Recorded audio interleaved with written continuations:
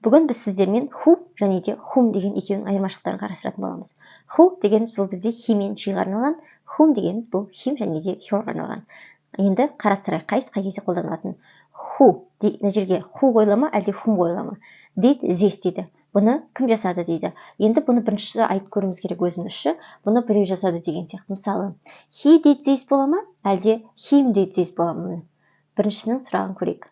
He did this бола ма, әлде him did this бола ма? Осыны тауып көріңіздер. Әрине, he did this болады, я? Значит, he болғандықтан мына жерде не болады бізде? Who болады. Я? Келесі.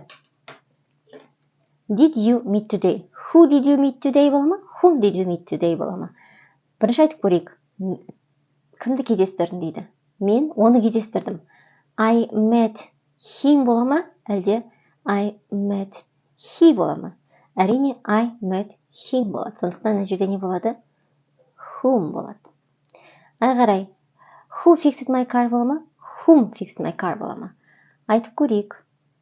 He fixed my car. Ол менің машинамды жөндеді бола ма, әлде him fixed my car бола ма? Қай сөйлем кішкене келіп тұр.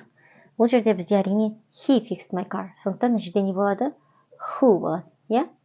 Төртіншісі бізде did you invite to the party? Who did you invite to the party бола ма, әлде whom did you invite to the party бола ма? Мен біреуді қонаққа шақырдым деп айтуымыз керек. Бірінші мына сұраққа жауап беруіміз керек. Қалай айтамыз мысалы? I invited him бола ма, әлде I invited he бола ма? I invited him бола ма, әлде I invited he бола ма? Әрине, I invited him болады. Я? Сондықтан мына жерде не болады? Who болады. Келесі бесіншісі. Who did you love бола ма? Сен кімді жақсы көрдің? Әлде whom did you love бола ма? Сонда сұрақ қойып көреміз. I loved жақсы көрдім. Him бола ма? Әлде I loved he бола ма? Әрине, I loved him болады.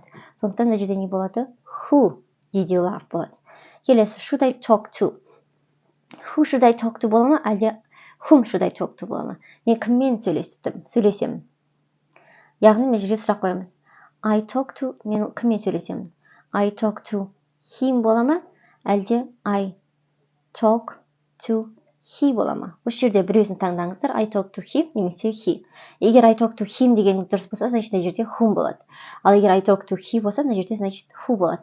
Қайсы екенін өзіңіз тауып комментарийға жауабын жазып жіберіңіз.